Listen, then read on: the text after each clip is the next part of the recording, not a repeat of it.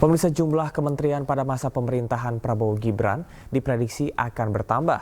Beberapa kementerian diusulkan untuk dipecah dan akan muncul nomenklatur kementerian baru.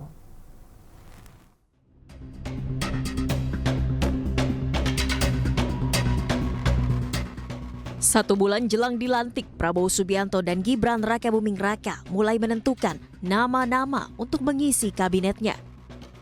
Berbagai posisi dieskalasi, termasuk mempertimbangkan berbagai nomenklatur baru yang akan disesuaikan dengan visi misi Prabowo Gibran. Jumlah kementerian diprediksi akan bertambah karena adanya usulan untuk memecah kementerian yang telah ada. Hal itu mungkin saja terjadi lantaran aturan tentang pembatasan jumlah 34 kementerian disepakati untuk dihapus. Hingga kini Prabowo masih fokus mematangkan penyusunan kabinet dan menentukan nomenklatur kementerian.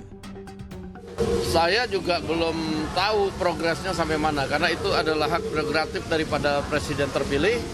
Nah, beliau pada saat ini memang berkonsentrasi untuk menuntaskan nomenklatur, menuntaskan jumlah, dan menuntaskan kriteria yang akan mengisi kabinet yang akan datang. Kriterianya apa aja sih, Bang? Dari Gerindra kalau Golkar kemarin disebut ada 4 nama anggotanya. Kalau di Gerindra ada nama-namanya nggak, Bang? Ya, kalau dari Gerindra sudah ada nama-namanya, tapi mohon maaf belum bisa dipublikasi. Ada berapa dari Gerindra? Ya, dari Gerindra sedikit lah, sedikit. Dari Gerindra semuanya alumni Taruna Nusantara, Bang? Iya, kan itu dinamis, masih dalam penggodokan. Kendati belum dilantik, Prabowo hingga kini telah memanggil sejumlah tokoh yang dibidik menjadi pembantunya di kabinet nanti.